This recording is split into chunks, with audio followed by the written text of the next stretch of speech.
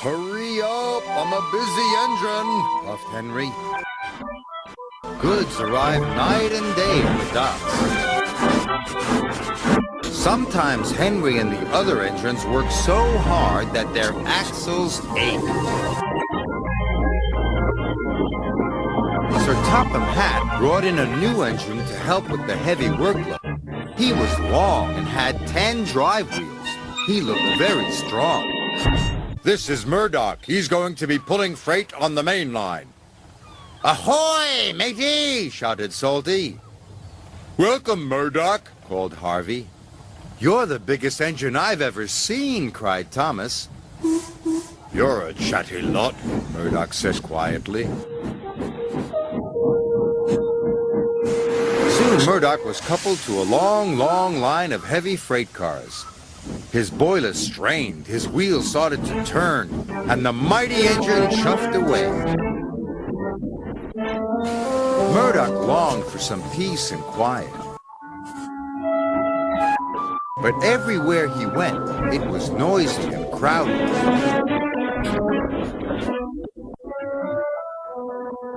At the end of the day, Murdoch was looking forward to a good night's rest. But Salty and Harvey were full of questions. What's the longest train you've ever pulled? Have you ever worked Marseille? Have you ever crashed? Please, I want some peace and quiet. And I don't want to share a shed with chatterboxes. No need to be rude, puffed Harvey.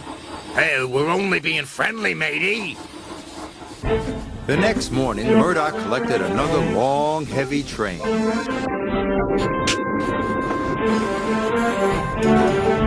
This time he chuffed into the beautiful countryside.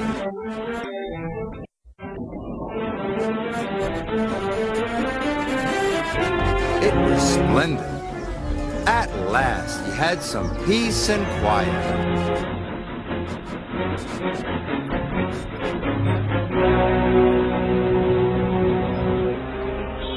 Suddenly his driver applied the brakes. There were sheep on the tracks. The sheep escaped from that field, said the driver, through that broken fence. The driver and the fireman tried to chase the sheep back. First this way, and then that way. They tried everything, but nothing worked. We'll never move these sheep by ourselves, complained the fireman. I'll go and phone for help, sighed the driver. Murdoch was very unhappy. The noisy sheep were spoiling his peace and quiet. Sir Topham Hatt was enjoying afternoon tea when he got the call. Sheep? He exclaimed loudly. I'll send Toby with the farmer immediately. The sheep were becoming noisier and noisier. Please stop, groaned Murdoch. I'd rather be back with the chatterbox engine. Just then, Toby chuffed into view. Toby! Exclaimed Murdoch. We're certainly glad to see you. Before long, the farmer and his dog went to work.